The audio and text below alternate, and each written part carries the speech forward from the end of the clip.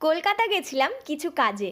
কলকাতা শহরটায় যতবারই যাই এই জিনিসটার সামনে দিয়ে যেতে গেলে মনে হয় একবার অন্তত এই জায়গাটায় যাই, গিয়ে ঘুরে আসি। কিন্তু টাকার অঙ্কটা যে বড়ই বেশি, তাই আবার পিছিয়ে আসতে হয়। তবে হ্যাঁ, এক না একদিন নিশ্চয়ই যাওয়ার চেষ্টা করব। ওর ভেতরটা কেমন সেটা দেখতে বড় ইচ্ছা হয়। এই কলকাতা শহরের বড় বড় বিল্ডিং, লাইটের ঝলকানি, এসবের জন্য কলকাতায় ঘুরতে ভালো লাগলেও থাকার জন্য কিন্তু আমার মনে হয় আমাদের জায়গাই বেস্ট। যাই হোক, এবার আমরা চললাম খেতে। আমি খেলাম চাউমিন, ওরা খেলো চিকেন চাপ আর তার সঙ্গে মটন বিরিয়ানি। আর আমি আমার চাউমিনের পাতে একটুখানি বিরিয়ানিও ট্রাই করে নিলাম ফাঁক দিয়ে, আর তার সাথে খেলাম মশলা কোল্ড ড্রিঙ্কস। তারপর চলে এলাম লেন্স কার্টের শোরুমে।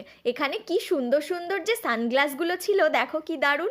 আমি আবার একটা পরে ট্রায়ালও দিলাম। তো আমি গেছিলাম মূলত লেন্স কিনতে। তোমরা অনেক সময় আমাকে জিজ্ঞেস করো যে আমি লেন্সগুলো কোথা থেকে কিনি। তো আমি বেশিরভাগ সময় স্টোর থেকেই কিনে আনি, কিন্তু গিয়ে একটা সমস্যায় প্রত্যেকবার পড়তে হয়, পছন্দের শেডগুলো সব সময় অ্যাভেলেবেল পাওয়া যায় না।